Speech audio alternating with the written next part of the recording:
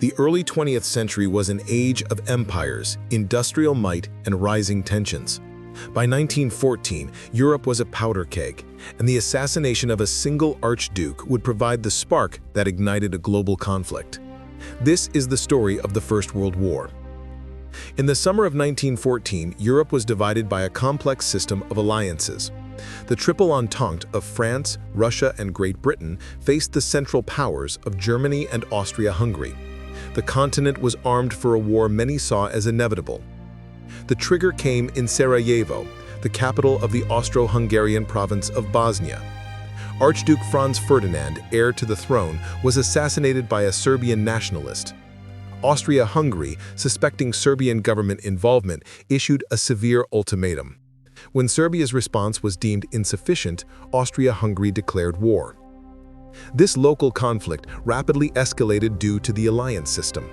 Russia mobilized to defend Serbia. Germany, honoring its alliance with Austria-Hungary, declared war on Russia and then on France, Russia's ally.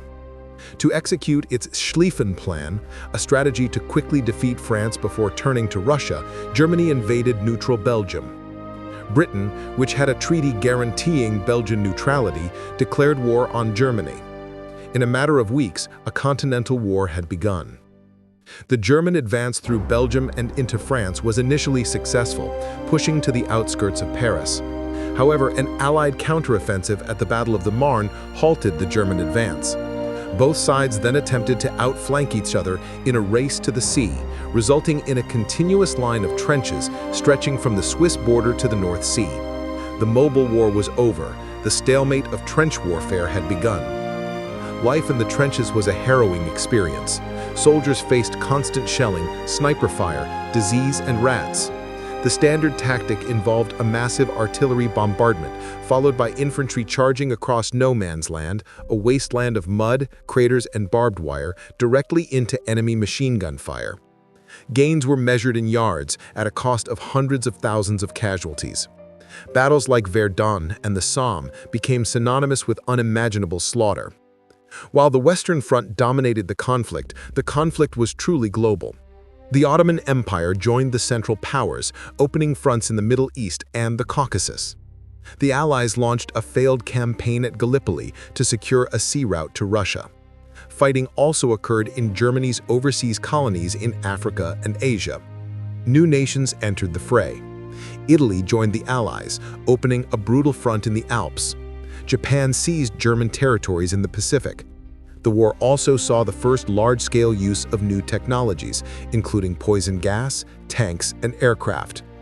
At sea, German U-boats targeted Allied shipping, a policy that led to the sinking of the passenger liner RMS Lusitania, killing many civilians and swaying international opinion.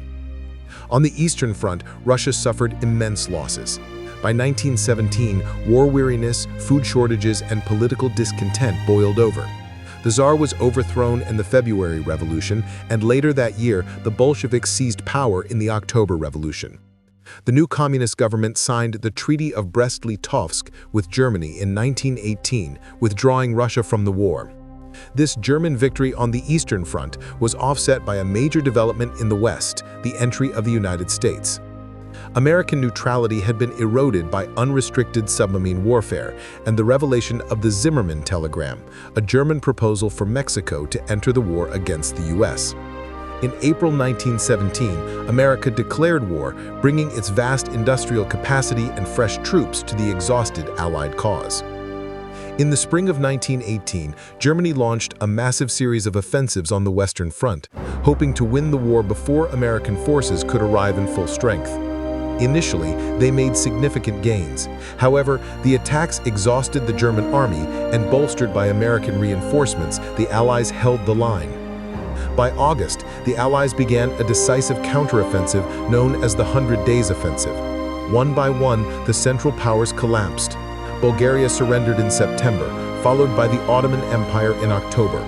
Austria-Hungary, crumbling from within, signed an armistice in early November. Isolated and with its military defeated, Germany was forced to seek peace. An armistice was signed in a railway carriage in Compiègne, France, ending the fighting on the 11th hour of the 11th day of the 11th month, November 11th, 1918. The Great War was one of the deadliest conflicts in human history, claiming over 16 million lives. The Treaty of Versailles and other peace treaties redrew the map of Europe and the Middle East, dismantling old empires. The war's harsh terms and unresolved tensions planted the seeds for future global instability.